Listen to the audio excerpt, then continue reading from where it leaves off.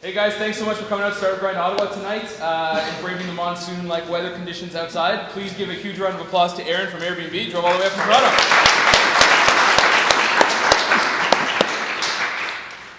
So always like to kick these things off. Can you guys hear us all right at the back and stuff, or mostly Aaron? I know I'm pretty loud. Let's kick things off. Let's start by learning a little bit more about you. Where are you originally from, and what kind of got you into startups and tech? Hi everyone, I'm Aaron. I am originally from Toronto. Spent my first 2 years of living actually in Ottawa, so spent a little bit of time, great memories, 0 to 2 years old. And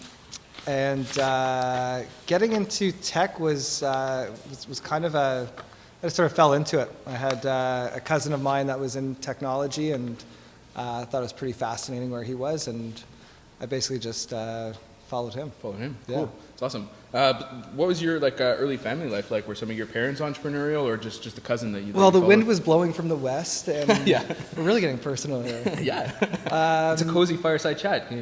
Yeah, can we set some rules for this fireside chat since it's like late? Sure. And you guys aren't drinking alcohol, I don't think, right? So, do we have any alcohol? Only some of them. No. Okay. Only some of them. Well, why don't we set some rules? You guys are welcome to obviously throw some questions in if you want to as well, so we don't put you to sleep up here. What can I answer? Family? Family stuff, yeah. Early family life, other than your cousin. Who's entrepreneurial? What really? Ah, gotcha. Well, we actually we spent a lot of time at summer camp, my family. My father was the director of a summer camp, and my mom was the nurse of the summer camp, and so we spent a lot of time up there. And I did that up until I was probably 21 or 22. And then I was a ski instructor at a water ski school, and then I did not want to get into the real world, and so I got basically kicked out of camp because I was the old guy there, and decided that I would start up a ski school. That's awesome. Cool. Yeah. So you also went to York University before, or in between.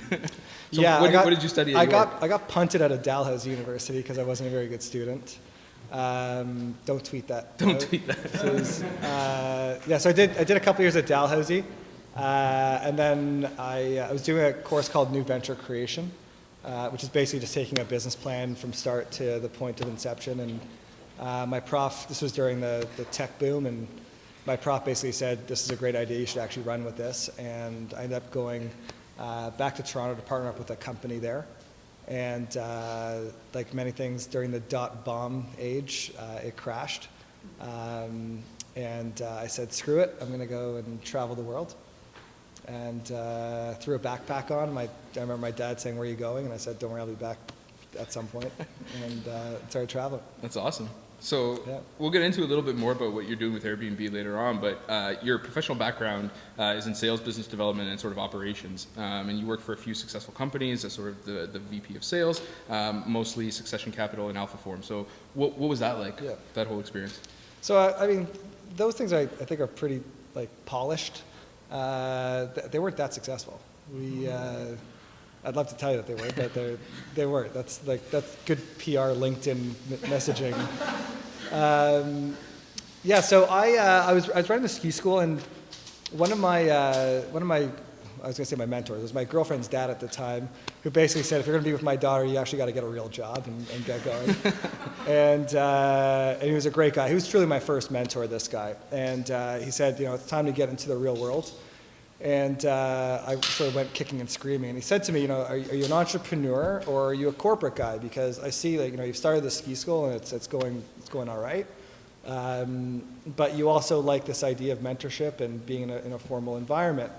So like when you start looking for a job, where are you going to go? And I didn't have any money at the time, so I wasn't going to start something up. I didn't have the guts to do that at that point in time or the experience. And I knew I didn't want to go into a bank.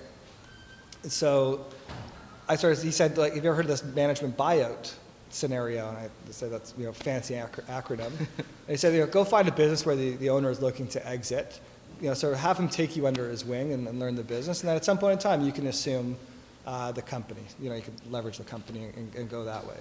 I didn't understand half the words he was saying at the time. But I found a business, and that's sort of how, Alphaform Succession Capital, a couple of years after I joined that company, the owner was looking to exit, and that's when I brought in the private equity group. You took it over. Cool. And what were you guys doing? Like, specifically? Or maybe you can't tell. No, we were doing trade show exhibits, so experiential marketing. So we go down to a car show and they've got the big displays. That's the kind of stuff that we were building, and that was really exciting for a day or two.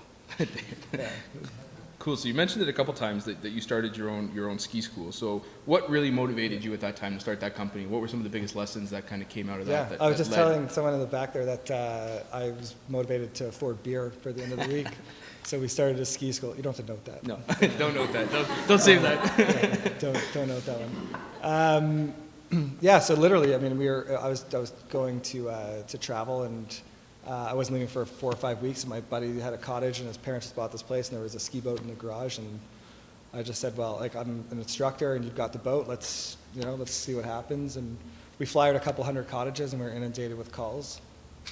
And away it went. That's awesome. And so what did you guys do to grow that even early stage business, but 2001, there's, no Facebook or stuff like that. Like, how did you guys actually grow? Yeah. Is it just literally hitting lakes at cottages? Yeah, it was pretty guerrilla. I mean, it was, and I'll actually segue to this afterwards, but we learned very quickly that, we started flying these cottages, and we said, what a great idea. People need lessons, and we were really positioning the business as, a great way for kids to learn how to water ski and wakeboard.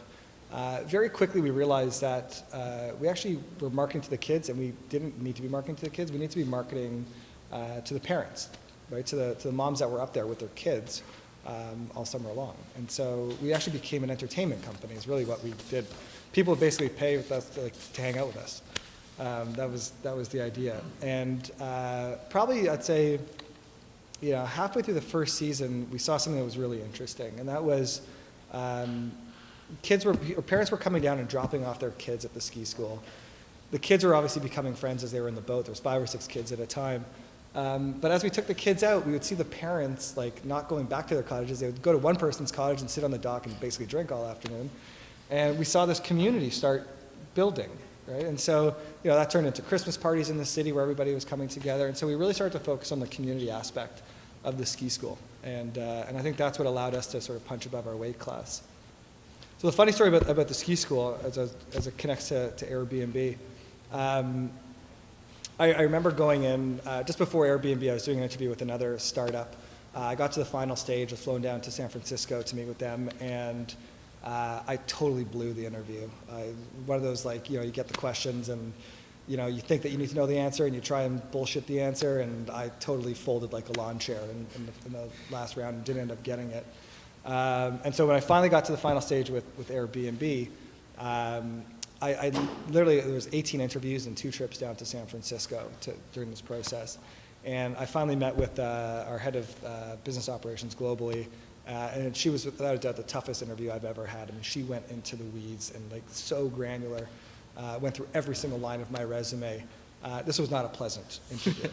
And she said, give me an example of when you built community, because obviously Airbnb, our host community, and our travelers are such a big part of how our business has grown. And I said, well, I started the ski school, and she said, well, where's this on your resume? And all I'm thinking to myself is I'm sitting in the office of Airbnb, why would I ever put the Kawartha Lakes Ski School on my resume? And that was the thing that flipped the switch for her, was the community building. That's awesome. Total fluke.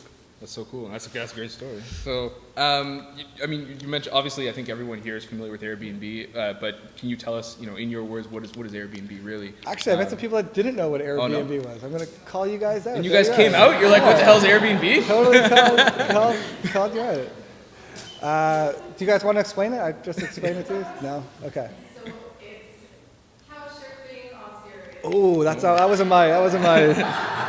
Don't tweet that either. Yeah. This is an in-camera session, right? Does anybody not know, and I guess it's probably an embarrassing question. Yeah, exactly. To ask now. Nobody's going to stick their Does anybody hands not know what Airbnb is? Yeah, that's cool. In the last 2 years, it's actually changed, which is cool. So Airbnb is, I'll give you my PR response, is the world's largest community-driven platform that connects individuals who are looking for a truly authentic and local experience with people that have a little extra room in their home. And that can be a room or their entire place. Mm-hmm. Is that pretty polished? That's pretty polished. Yeah. So that's Airbnb. So I think to me what Airbnb is, Airbnb, I think when it started in 2008, it was really about an an alternative accommodation company. So that was obviously the genesis of Airbnb. But Airbnb today, people travel on Airbnb today because they truly want a different experience. I think there's a lot of times where it's not even about the money anymore. I mean, it's definitely an affordable option, but we have places that are $50 and we have places that are $10,000 a night. But people want to feel like they truly belong in a city, in an area, right? That moment when you're traveling, you're in a coffee shop, and you're the only traveler that's in there. Yeah. Right. That's what people are looking for. Absolutely. What are some of the craziest Airbnbs you guys have? Like, I know a couple. Oh, I want to see if man. you know some of them. Or like, or Yeah. or if you know some that I don't know, something like that. Yeah, there are some insane ones. There's like an igloo. I think there's a teepee somewhere. I think there's 3,000 castles now. There's hundreds of igloos. Hundreds of igloos. There you go. Yurts, tree houses. I saw the treehouse. The former mayor of Vancouver has his yacht on Airbnb in Vancouver. I don't know what it is. He's got it for $10,002 a night. I don't know why he does that, but that's awesome. So if you want a great view for waking up in Cole Harbour in Vancouver, I mean, so it's literally it's everything. I've seen people put tents in their backyard and throw it on Airbnb, and the stuff gets booked. Like it's crazy. So what's the craziest Airbnb you've stayed at? I stayed in one in Lucca, Italy. Okay. And it was one of these homes that had been in the family for thousands and thousands of years, and she had a story for every single room, and not just a story, but like history in every room, and you just sort of like got this, like, I'm not a religious guy, but it was definitely like a spiritual type of experience to be living in that home. That's awesome. That's Yeah. awesome. That's pretty. And actually, the thing that made it even crazier was I was in London for meetings on Friday, and I had to be in Milan on Monday. And so I've never been to Italy, so I said, I'm gonna go to Italy for the weekend. I'll go to Lucca. And my host was so cool in London, and her and her boyfriend ended up joining me in Lucca for the weekend. No way. So I said, like, I'm going to Italy. They're like, that sounds great. I'm like, I got an extra room. So they ended up coming with me. They spoke fluent Italian, and I had like this epic weekend that, if not for Airbnb, would have never happened. No, yeah, that's amazing. So that's a really good. I love that story. It's a really good transition to what we were building on about community before, but also like Airbnb is part of what people are calling the sharing economy. So, and I think that story is amazing, for that. But what are your thoughts on the future of the sharing economy? Where do you see it growing or evolving? And how does Airbnb plan keep playing a role in that? Yeah. So I've heard a million different names, collaborative economy, the sharing economy, the gig economy. I think the big thing, this isn't an Airbnb opinion, this is just my opinion. Sweet.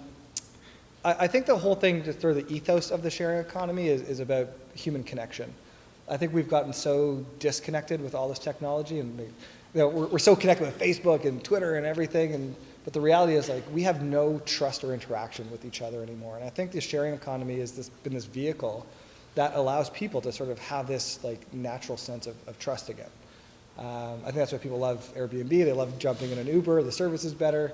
The price point's better. And so this whole idea of just connecting with humans again, I think is the big movement. That's the sort of warm and fuzzy. Mm-hmm. The other thing is, from a competitive standpoint, I just think that there's so many of these businesses that are springing up that are incredible. And with every sharing economy conference, they'll give you the statistic of the hand drill. You guys heard this one? So I think there's something like 800,000 power drills every year that, I don't know if that's they get created or end up in a landfill. I think it's some massive number. Average person uses their drill how often over the course of the life of the drill? 0.6 times. It's 14 minutes, right? It's something crazy. Yeah. No, but this is also the challenge of the sharing economy, which is how many of you have rented a drill from your neighbor? Probably not many, right? So there's a lot of these businesses that are springing up now that are great. They have great ideas and they make a ton of sense, but unless you have the velocity and the scale, you're just not going to be able to monetize it. So to make $3 or $6 a week on your drill, you're probably not going to go through the hassle of doing that. On Airbnb or Uber, you could make a material amount of money. Those businesses are the ones that are obviously sort of leading the way. But there's some really funny ones that are springing up. Like what? What have you seen? Have you guys heard of Airbnb? Oh yeah, the washroom one. Yeah, I saw that one. So anywhere you are now, you can find somebody's washroom to go. Like, yeah. I don't know what the price point is, and I don't want. I wouldn't want to be a host. Like, it might be more for number one than number two. I don't know. And then there's another one called My Ex-Boyfriend's Jewelry. Nobody's going to admit to this one, even if they did hear this. No one's heard about this one? No, I haven't. Can anybody guess what it is? So the jewelry that your boyfriend gave you that has like terrible associations attached to it, and you can't do anything with, you can now monetize it. You can now rent it out to other people. Yeah. Yeah. I'm not endorsing these, by the way. I'm just saying that these are. He's just there. He's answering the question I asked. Yeah. Yeah. But so I think you'll see the future of it. I think a lot of these two-sided marketplaces, it's generally a winner take all, just because it's supply and demand dynamic. So you've got to get that flywheel going, but it'll be interesting to see what pops up. I also think you're going to see a convergence. I think you're going to see a lot of traditional businesses. You saw, was it Avis that bought Zipcar? Yes, I think it was. It was one of the, just nod and say agree. Yeah, So like you start to see, I think you'll start to see some, traditional accommodation players partnering up with sharing economy players, and I think it'll start to get, I just saw, actually, I was in LA last week and I bought tickets to go see the LA Kings game. And you could buy tickets on lakings.com, and then right beside it you could go to StubHub and buy secondary market tickets, right? So you're starting to see them come together, which is pretty neat. Yeah, absolutely. I realized I did a poor introduction at the beginning too. But you're the country manager for Airbnb here in Canada. Yes. Just in case people are like, who is this guy? No. I was just like, you came from Toronto in the rainstorm, but I didn't say who you were. So as the country manager, like, what's your day-to-day role like there? It's batshit crazy. Like, what do you do? What is the country manager do? Well, it depends on the day. So we are. I'll take a step back. 2 years ago, we were at 500 employees at Airbnb, and we had 40 million guests. If you backed out customer support and engineering, you probably had, I don't know, a handful of people that were actually thinking about the business of Airbnb. Because so much of the growth was organic and word of mouth and people's great experiences. And that's how we saw the growth of 34,000 cities in 191 countries in such a short period of time. So there weren't many people that were thinking about the business. We're now growing up as a company. We now have offices in 21 places. And so these local operations, these teams, are trying to understand the last mile in the market, right? So when we look at growth, and I'm sure all of you guys in your businesses look at growth, and you sort of say, like, new clients came in through this channel, through this event, through this marketing campaign. When you look at Airbnb, you get these lines that are like, here, and then you get that organic bucket. Right? And that organic bucket is a really fancy way of saying we have no fucking clue, right? Like what's driving it other than word of mouth. And so for myself, it's trying to really understand what is driving our business, what are the Canadian nuances, what are the, what's around the corner in Canada for us. And that, there's obviously a regulatory conversation that takes place. There's partnerships that take place. Our community is front and center on everything that we do. So, how does a small team engage in our community when we're right across the country and we've got, over 30,000 homes now across the country? So these are the things that we struggle trying to figure out, and where our time is best spent. That's huge. That's awesome. So how did Airbnb originally begin its sort of approach towards expanding into Canada? And kind of now that you guys are thinking about the business, what distribution channels or growth channels or tactics are you guys thinking about to help continue to grow Airbnb's presence in Canada? Yeah.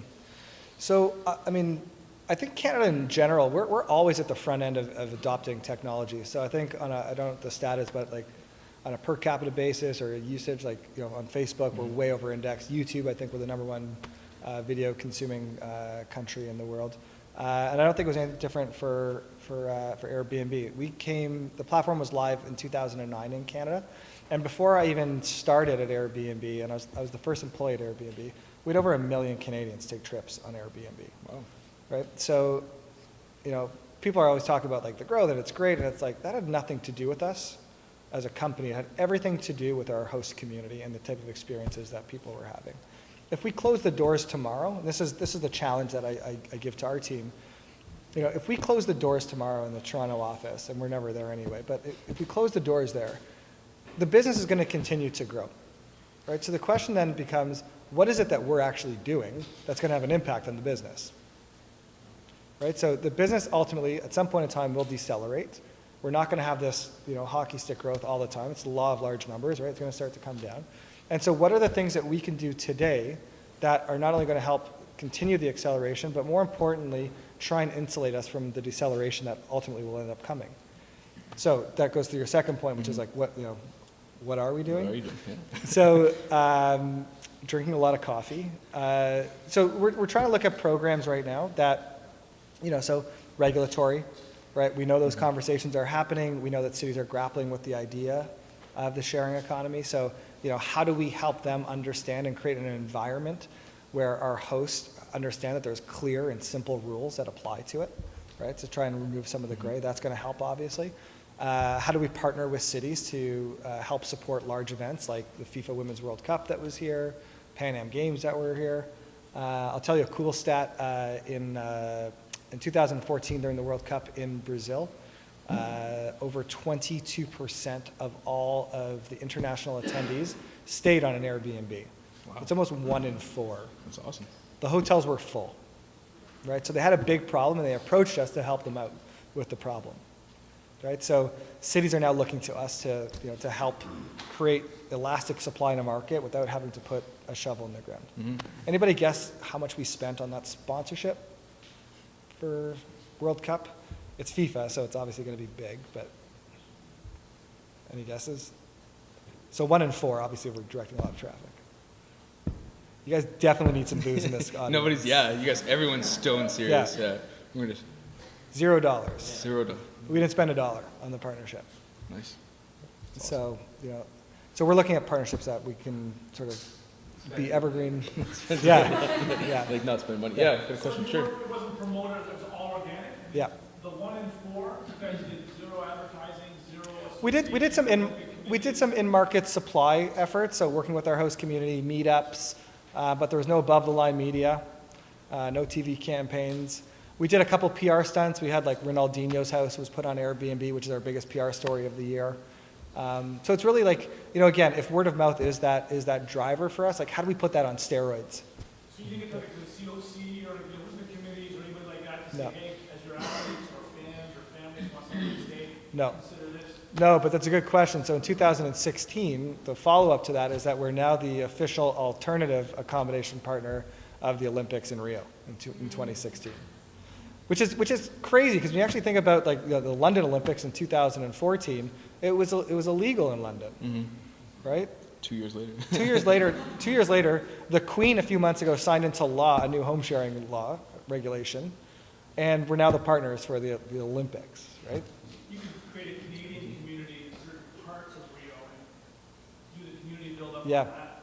Well, we're actually talking to some of the Olympic Foundation now to see how we can. Beaver tails and Yeah, let's perpetuate that stereotype. That's awesome. That was great. What are some of the most important growth metrics to Airbnb? Like you guys have obviously talked a lot about community, which I want to get into a little bit more. Yeah. But what other growth metrics, business side, do you guys look at? Is it time spent in a place? Is it number of properties listed? Like how do you guys measure everything? Yeah, let me tell you everything. This one isn't going to be a snoozer. So, without a doubt, the first thing that we measure is like, host and guest satisfaction, right? So the key to success for Airbnb has always been our two-sided marketplace, is the review system where a host will review a guest and a guest will review a host. So we want to know that those are going well, and that's probably our best indication of how people's experience are. Mm-hmm. We have an interesting challenge now where demand is growing faster than supply is. And so we need to ensure that people are having great first experiences, right? It's a weird idea to go and stay in a stranger's home, right? So we need to normalize that idea. Obviously, it's becoming more and more normal now, but that's a big one for us.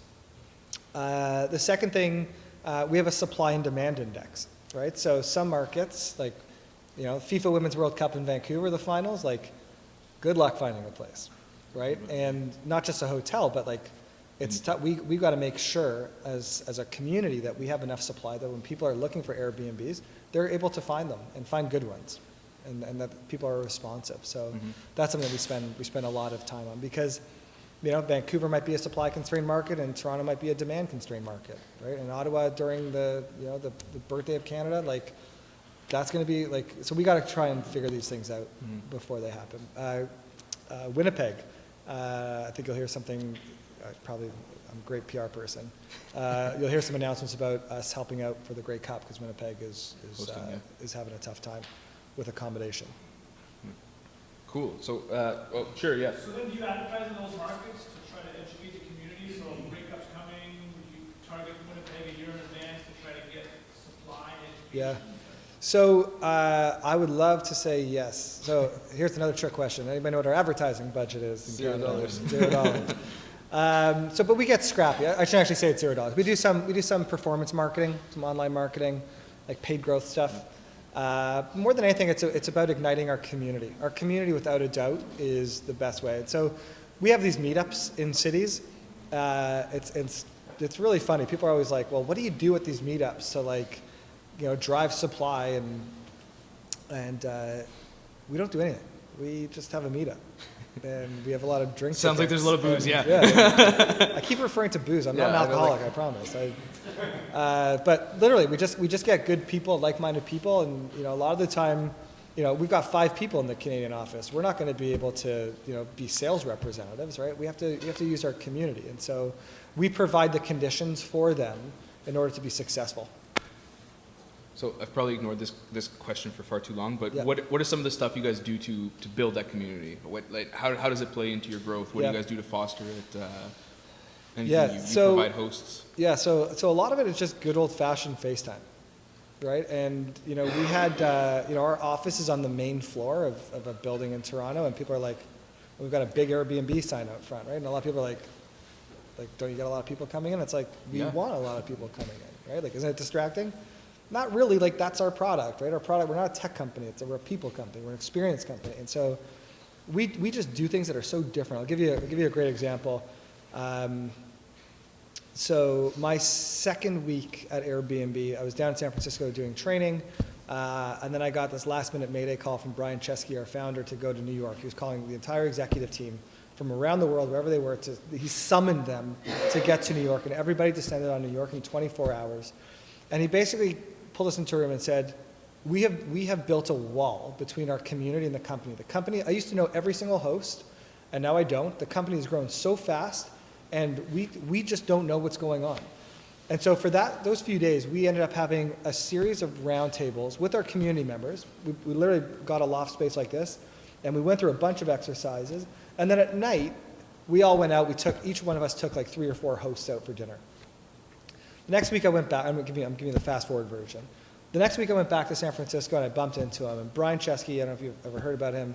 He's our founder. The guy is a wrecking ball. He is like the most tenacious, high energy, big vision guy you'll ever meet. And I started talking to him, and I said, listen, that was the greatest, talk about an onboarding experience, right? Like, don't worry about the technology, the processes. Get our new employees, out on the street, meeting our hosts. Like, that, without a doubt, is the best experience. Like, having that dinner. And I could see the wheels turning in his head. And I thought, oh shit, this isn't going to go well. And the next day, got a company-wide email that, and actually, please don't tweet this.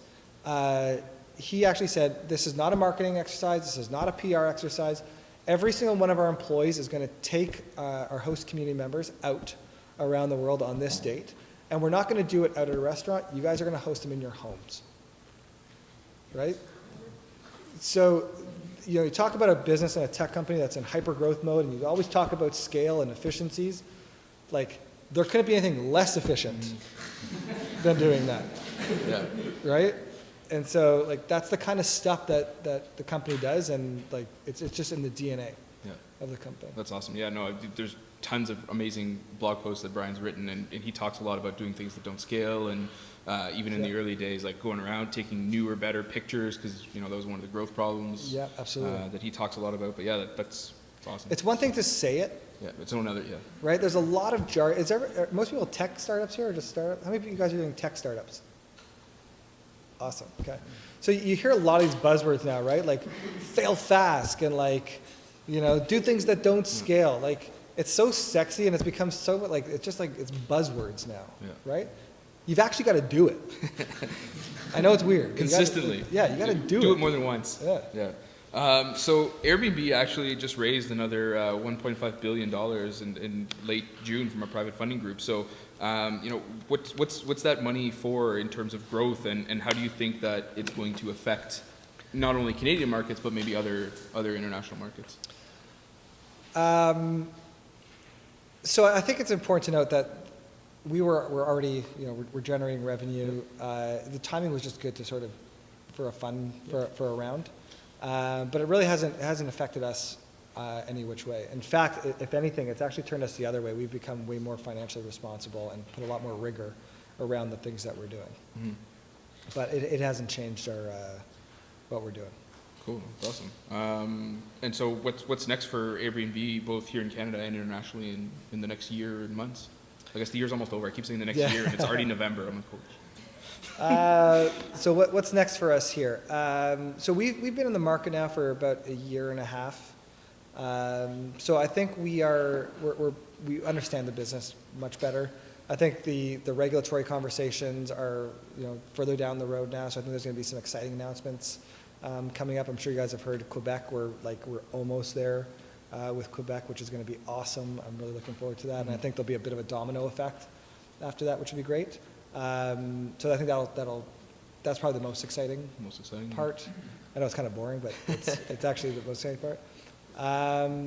And then I think as a company, what excites me is we're an accommodation company now. We're an experience company now. I think when you look to the future of Airbnb, I think the accommodation component is going to be such a small thing that's what we do. I think that'll be sort of the Trojan horse of how we started.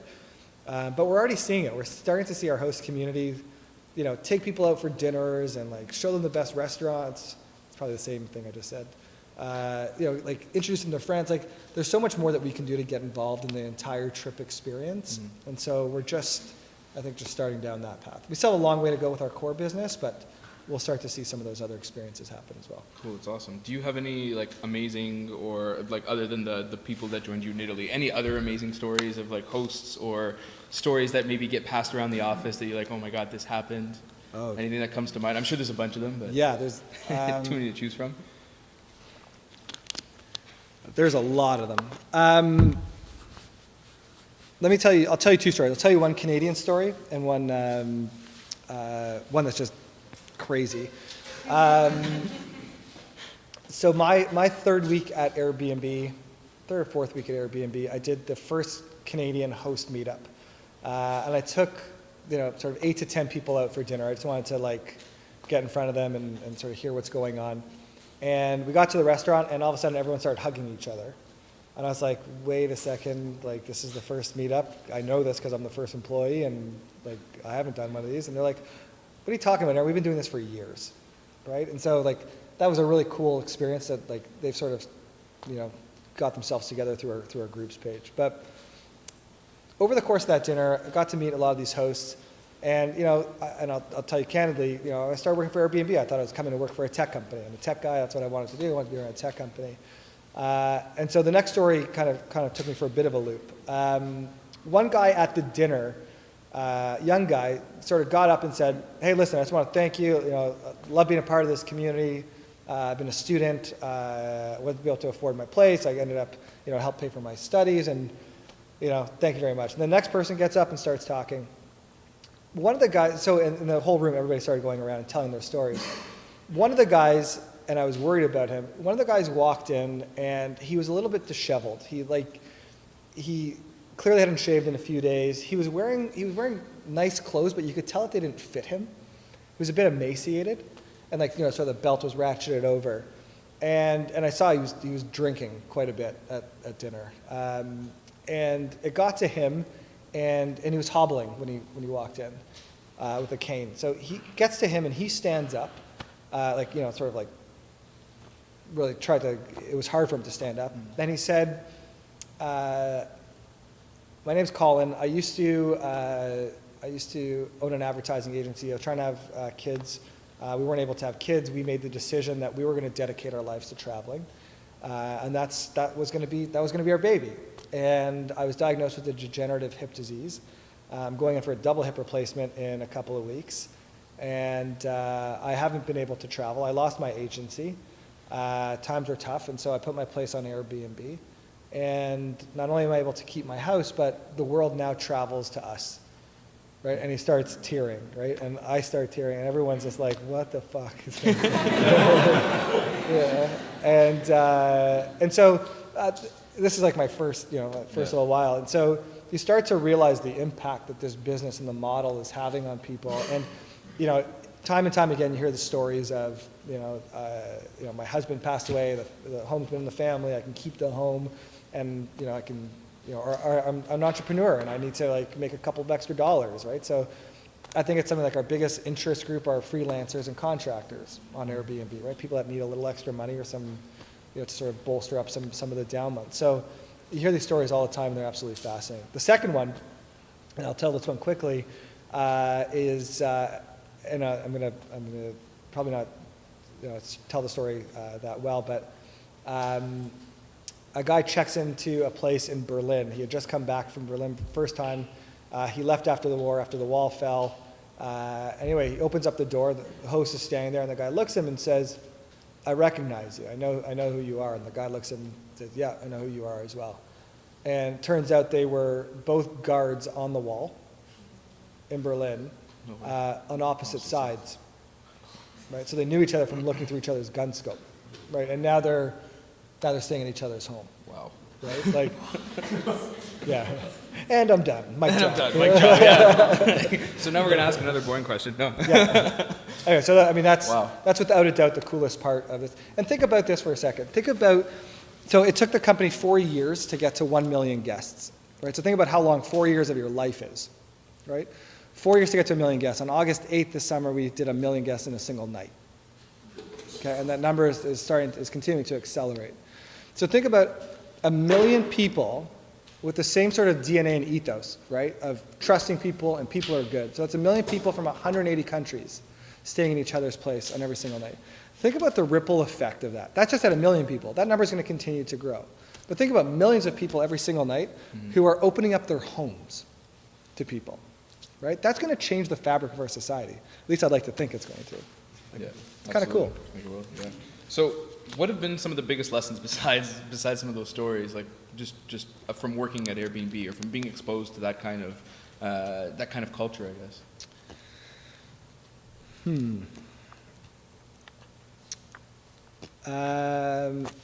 So two things.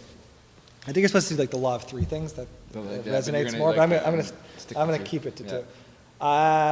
Two things. I can't tell you how many times I've asked a question, or people just around, the things that you assume are being done that nobody's even thought about, because people are moving so fast. So, being able to challenge and ask tough questions, like, someone said, like, I'll give an example. I don't know if it's right or wrong, but big events are a superpower, right? Hotel occupancy is high, prices are high, not a lot of rooms, like, we should be investing in events. Why should we be investing in it? Like, why can't we spread that out, right? Like, those type of questions that people just don't know. Or like, why don't we have a CRM? Like, why don't we put, Airbnb doesn't have a CRM? Like, should we get a CRM maybe? Right? Like, those type of things that you just think are so, like, you think other people are thinking about that, and they're the biggest wins. They're the biggest wins and they're the easiest wins. Right? So always being critical and asking those questions. The second thing, I think, is, especially with startups, we have this propensity to want to do everything and want to test everything and do everything. And we just shouldn't be, right? If you've got 10 things that you think are going to drive the business or could drive the business, take it to 2. Take it to 1. Maybe 1's a little extreme, but like, take it down and do a couple things really, really well. Because at the pace, and when you don't know what drives your business, like, you got to learn from it, right? And we've done this thing where, and I've seen it, not just us, but some other tech companies that have been around, they do these great tests. They tested, we did the test, and it's like, now what are you doing with it? Right? Like, what have you learned from it? And did you set up the test properly? And did you generate your hypothesis properly? And like, did you have the right data to actually learn something from the test? Or did you just do a test? Right? And like, and what are you doing with that now? So great, like you did a test and it affected that aspect of the pipeline. Great, you got more people in the pipeline. Now how do you get more quality in it? Right? So take that test, do it again, but point to something else.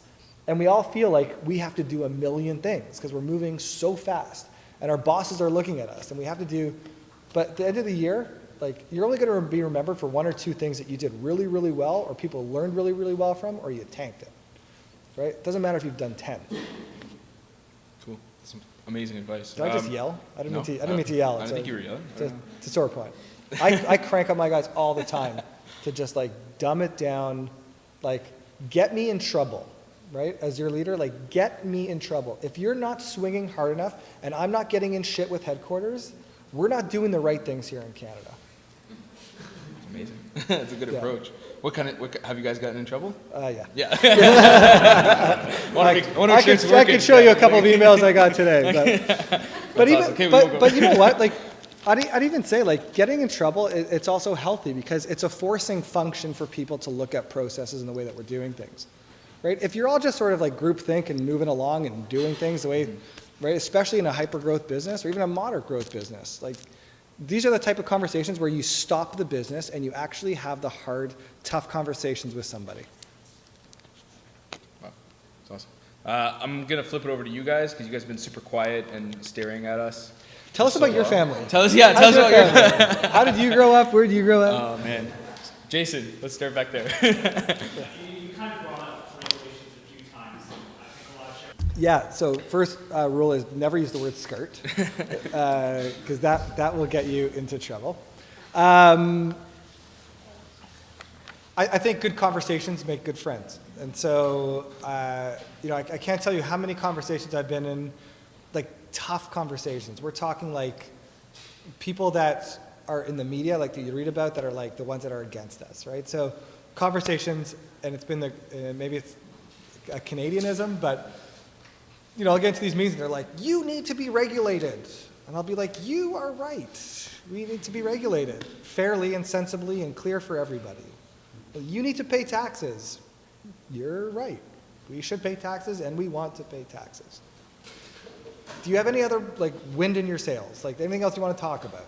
Right? So I think a lot of the time it's just putting in the time, investing the time to understand what people are really concerned about and making sure that they're educated. You can't assume that people understand what it is that you're doing.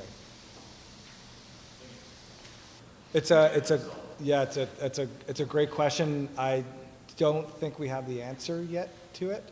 It's probably, I think it's a couple things. I'll give you some. I'll throw out some things that we're thinking about because we haven't mastered it yet. And I think it also depends on where you are in your business life cycle. So, you know, when we're in hyper growth mode, or when you're in growth mode, you're not so worried about quality and experience. You're worried about making sure that you're growing, right? And then as soon as you sort of get that flywheel going, you can take some of your attention and put it toward other metrics like quality and retention and, you know, all that other kind of fun stuff that goes on.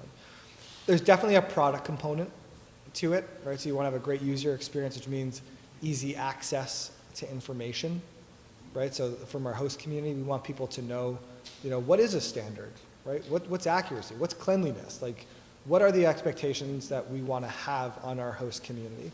And then the product can, if we see that their rates or the reviews are going down in any one of those categories, we can help remediate that because we've got a line of sight to it now because we've built the product to be able to provide the data for that. Right? So that's one. The second thing is, and I'll give you another example, is we hired a guy by the name of Chip Conley. I don't know if you've ever heard of this guy. Chip Conley is like the godfather of hospitality. He started the Joie de Vie hotel chain, arguably the guy who started the boutique hotel experience, right? Which is like, he was as disruptive as Airbnb is today as to the hotel industry. But you get real human beings to start thinking about these problems, right? And so he is so in tune with it, and he's trying to figure out the meld between sort of offline hospitality and how that translates into online. I'll tell you a funny story about Chip quickly. Chip sent me an email one day. He said, I'm coming to Toronto to speak at a conference. And I said, great. He said, where should I stay? I said, oh, you're saying like Yorkville, like blah, blah, blah, like this area, that's a great area.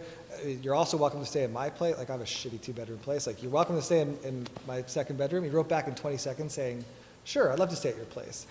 I have never been so nervous in my life. I had the king of hospitality staying in my place. I'm literally like counting like, the "Why'd I bread say count." Yeah, it was, I had to buy new towels. It was terrible. Terrible experience.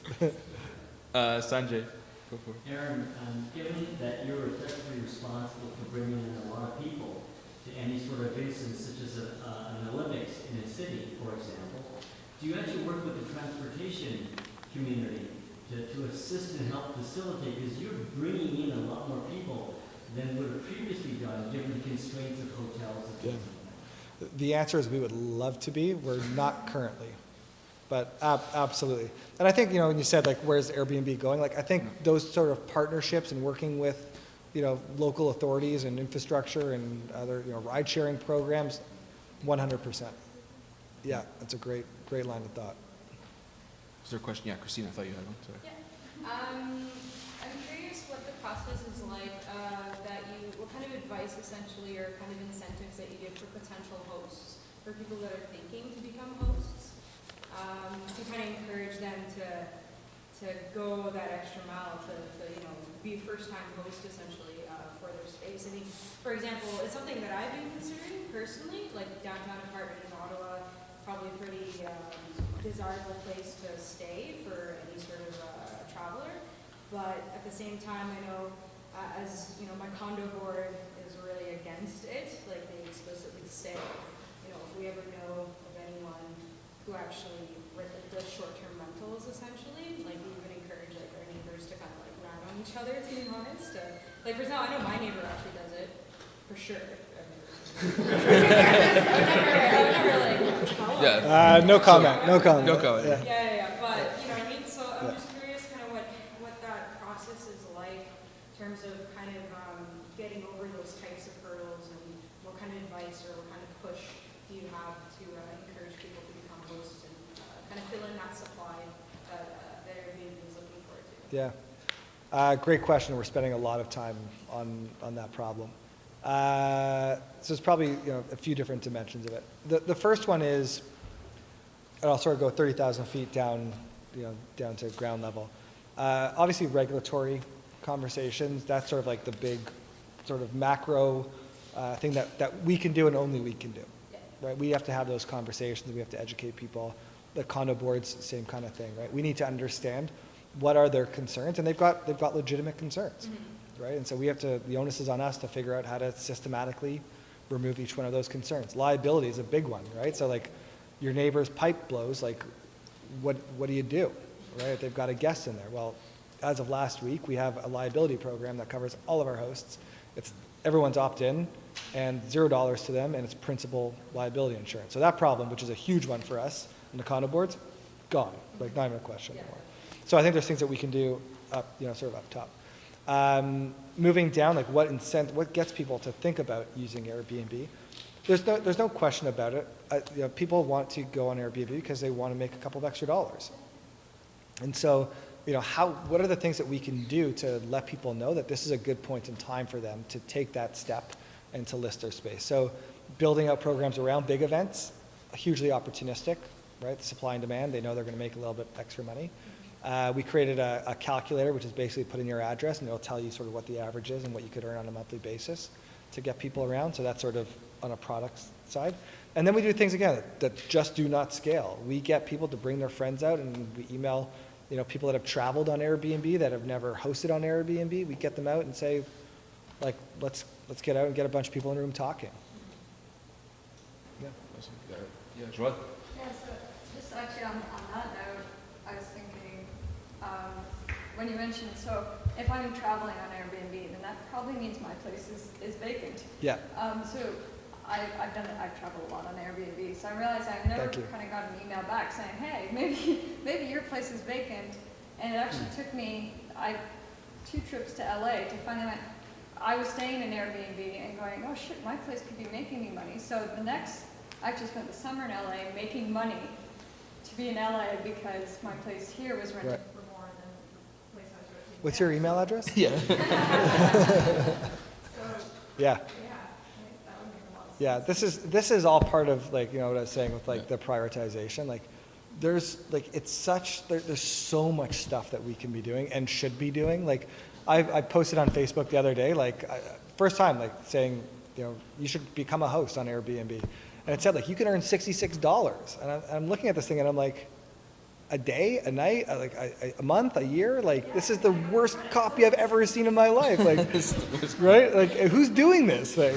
Like, so yeah, I mean, huge. There's tons of that stuff that we could. That could be more money. Yeah, but it's also the exciting part, right? Which is like, you know, what are those things, and what are the things that are really going to have an impact on the business, right? So, you know, how many people are traveling? More than hosting. So, like, we get 10% of those people doing that,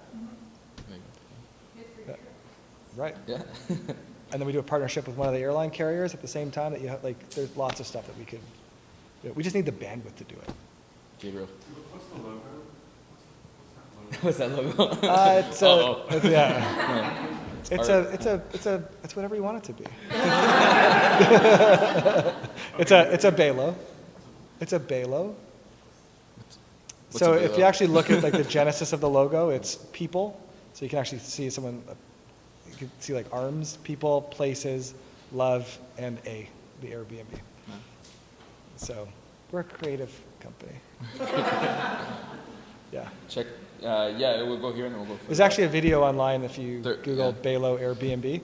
You'll see some funny videos, but you'll also see we put out a video as well that sort of Yeah. defined what the And genesis if was. you're after you watch that video, Google BetaWorks logo and see what they, because they got a crazy story about how they came up with their shape thing too.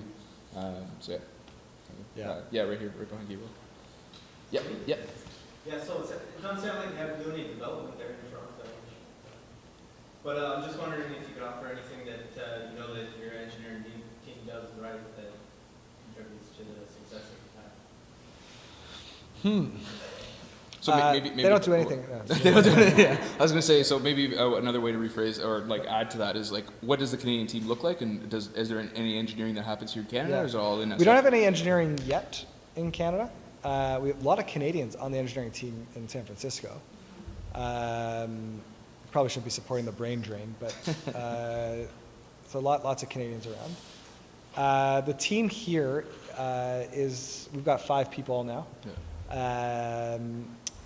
One person is the head of community, and so she basically is just living on Air Canada, just going back and forth and having community events, and a bunch of other stuff.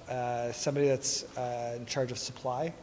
When we started to sort of set, like when I started the team, I said, I actually took a little bit longer to build the team because I just didn't know, like, Italy is a very demand-constrained market. I didn't know where we were in that mix, and like, everyone's sort of different. So I took a little bit of time, and I thought, what I'll do is I'll just cover all the bases of like marketplace dynamics. So we'll have somebody on supply, we'll have somebody on demand, we'll have somebody that does community, account management, whatever you want to call it, and then like a program manager, somebody that would just like sort of connect the dots.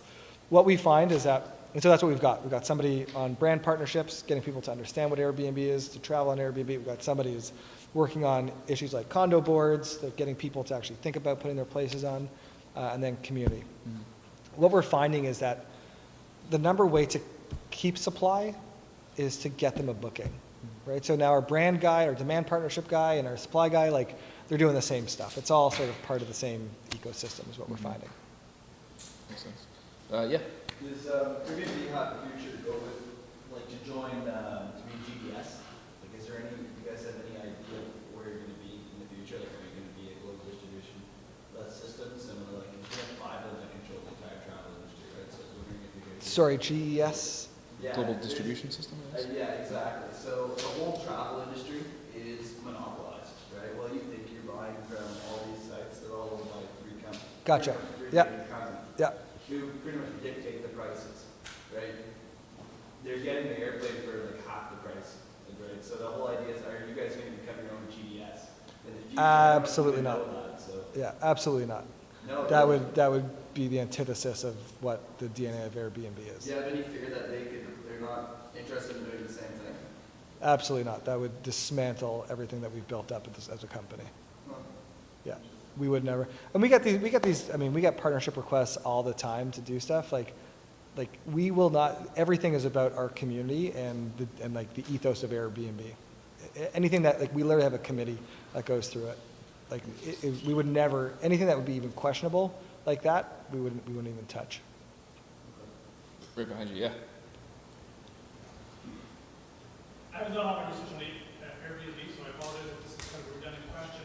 But I mean, is there a day where Airbnb becomes more of a platform company? So an Uber of X type of model where an Airbnb of X, of meeting rooms, so if there's a capacity, there's demand. Yeah. Is there a day where you become a bit of a platform company and then offer that for other business models? And is that near horizon, long horizon? Yeah. So it's been interesting. We've had a lot of companies sort of spring up to support the Airbnb hosts and guests, and like there's this whole economy that's springing up on like attached to it, like this whole ecosystem. We've been very careful to stay very focused on the trip experience, and that's sort of our North Star right now. And so we'll look at companies like, cleaning companies that, somebody might be hosting or on the fence about hosting, but they don't have the time to clean sheets. Like that might be something that we would add into our ecosystem. Things like businesses, like, there's a couple companies out there now, Breather, I'm sure you guys have heard about, like doing great stuff on that space. It's not Airbnb, right? So I'll give you a better example, sorry. Property managers. Right, so there's a lot of property management websites out there that have units that are secondary homes, that are income properties. Our mission at Airbnb is to make sure that people feel like they can belong in a home anywhere in the world. That's our goal. 7 billion people can belong anywhere. You walk into one of those properties or a hotel room, you don't really feel like you belong, right? And so that would help us grow hugely and really, really quick. But we just won't sacrifice the culture and the DNA of Airbnb. Painful sometimes, but. Yeah. Any other questions? I think there was a few other hands. Eric? Yeah. Oh, yeah, just in front there, yeah. I know the company is already internationally in many countries around the world. My question is about the non-English speaking markets. How do you manage in those countries? Yeah, that's a good question. Better now than yesterday. So we have a team that's just dedicated to language.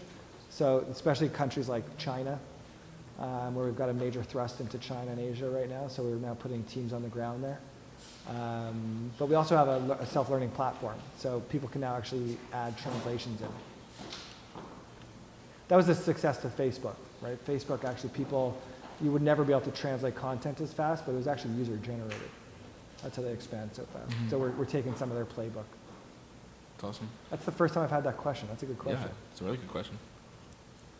Any other questions for Aaron? Oh, yeah. So you sort of touched on this before, but what would you say is the greatest challenge for both the host and the user that's actually staying and using Airbnb? Challenge in what regard? Like basically from a person who's done both sides of it, Yeah. I was just kind of curious if some of the challenges that I would say I faced are ones that you guys from a corporate sort of things are seeing as a whole. For example, just even the timeline for when you meet someone who's coming to stay at the place for the key exchange, et cetera, et cetera. Separately for myself, I travel a lot, but when I do, it seems to be very last minute. I love staying in Airbnb, but it's a lot better. You get a lot better bang if you can plan for it. So for sure. That's why it's sort of the challenges that I find for myself. So I'm just kind of curious if there is some real general ones that you basically are trying to attack or see. So the biggest one I actually think it's probably for both guest and host, is just the concept, right? The idea of normalizing this idea. Again, early days, I had a federal minister approach me and say that they wanted to have breakfast with me to try and understand what it is that we were doing. He was late 60s, early 70s, sweet guy. And I told him what we did, and he said, let me get this straight. You guys facilitate strangers sleeping in each other's homes. And I said, yeah. And he said, people are doing this? I said, yeah, a few people are doing this thing. And he said, there's entire industries that are in place to prevent this sort of thing from happening, right? Like alarm companies and door locks. So, I still think we have a ways to go. just a normalizing the idea of staying in somebody's home. You've done it, you know, you walk in there and you're like, of course, that, like, this makes perfect sense. But, you know, getting into the mindset of somebody that has not done it, it can be a thing. You know, people always say, like, I'm going to sleep in someone else's bed, you know, like. It's going to change in terms of if you stay in a lot of different Airbnbs. I mean, I've gone to places where it totally feels like somebody else's place, but you can tell they plan for a stranger to be in their house. Right. And other places where it's just like, I just walked out the door, but you guys can stay here right now. Everything's like, Yeah. you know?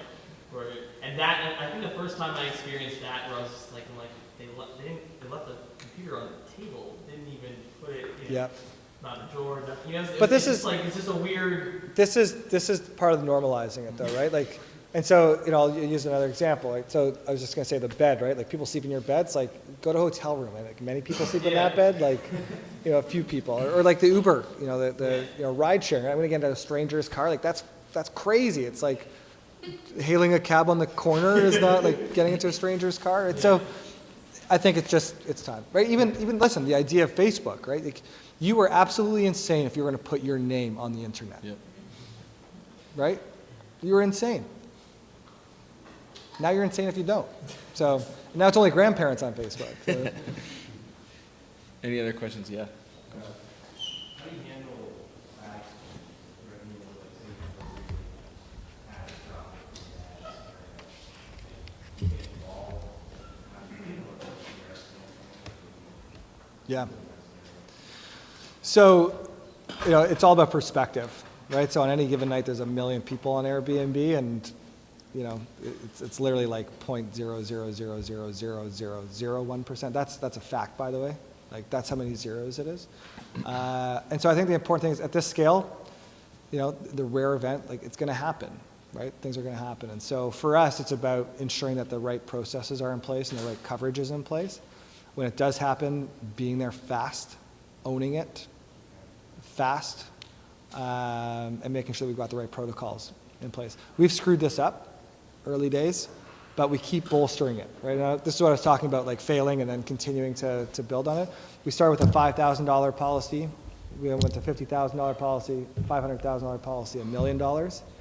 And then we said, okay, well, liability is the next big one for us. Like, we didn't have that, now we have that, right? So as of October 22nd, right? So I think it's about having all these mechanisms in place. And, you know, we've had incidences, and we're there, right? It was actually really interesting, and we don't release this information, but I saw it slip out on an article last week when we launched a liability program. When we did our pilot for liability program in the United States, we had 8 million trips occur, and there were 50 claims out of 8 million trips. 8 million trips per what? During the pilot period of that liability program. So, you know, it's literally, and so you gotta balance that, the incident and being empathetic, and there's no way around that. Like, you've got to be empathetic.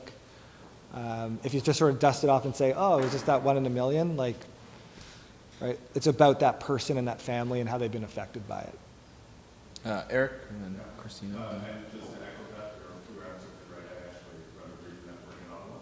I had one of the very same questions, and it's the instances that occur so minuscule.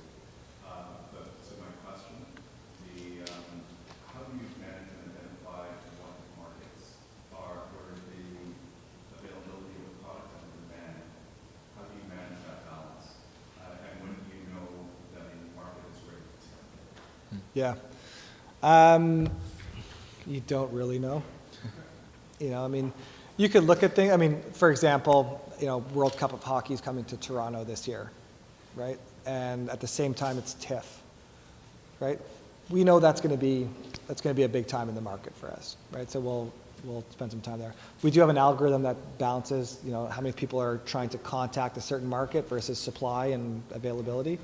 But for us, it's difficult because our supply isn't like hotel supply, which is consistent. Like, the supply might be there, but they might not accept it, or they might not actually want it. So it's quite variable for us. So it's more of a wind indicator than it is like an exact science for us, which is a pain in the ass. Christina? Oh, no, no. Oh, it you was, changed mine? Okay. It was more just talking about, you know, the incidents, essentially, kind of the worst case scenarios that happened. I think there's a case in Calgary that ended up happening. Some family's home got completely trashed entirely from, I don't know if they're actually an Airbnb customer though, but They were. kind of challenging the concept of something like Airbnb kind of happening, but that's just Yeah, I think their last statement was they're still going to use Airbnb because we, were they Airbnb customers? yeah. Yeah, I didn't Yeah. remember it all, but yeah. yeah, we took care of Yeah. all of that. Cool. Any last questions for Aaron? Oh, we got two. Okay, last two. We'll go over here. Come on. Thank you for sharing your experience with Airbnb. And given the audience before, I know you're always one of the most successful startup in the US.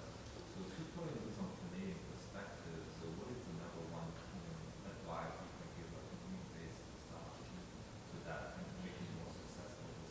In the fact that in the US, we don't see that very often. Yeah.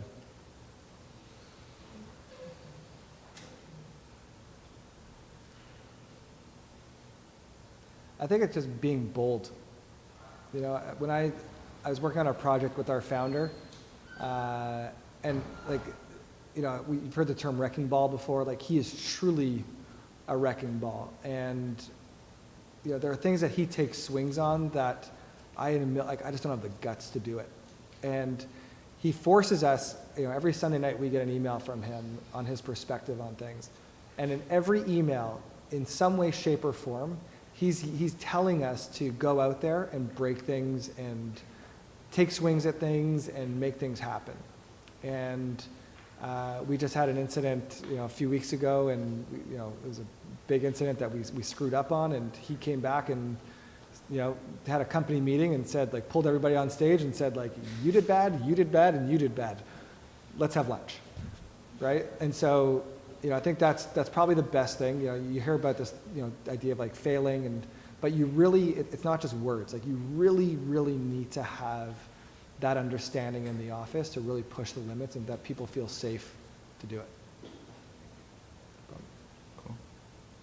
There was a second question over here somewhere. I lost it. Yes, go for it. There's a lot of companies nowadays that are growing exponentially without actually looking at any tangible assets or anything like that, for example, in Airbnb. So what are the steps, I mean, considering you have customers in remote locations, what steps do you guys take to ensure that quality control is in place and, you know, making sure that you're not having, you're not engaging your business for, you know, people who are using Airbnb for ways that you don't want to use it? Yeah.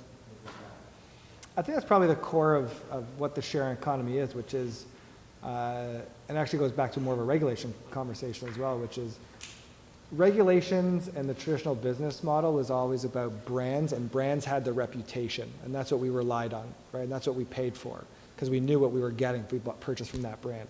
Today, people have brands, and people can have brands because we now don't have this issue of asynchronous information, right? Where you'd buy a car from somebody and like you didn't know if it was a lemon or not, you didn't know who that person was. Well, if that person has a history of selling cars, you're probably going to be better off doing that. So I actually think that's the beauty of the model, is that if the technology is right and you can provide that information flow, it's not going to be an issue. That's what allows it to scale. Awesome, cool. Guys, let's give a huge round of applause to Aaron. Thanks for coming out. Thank you.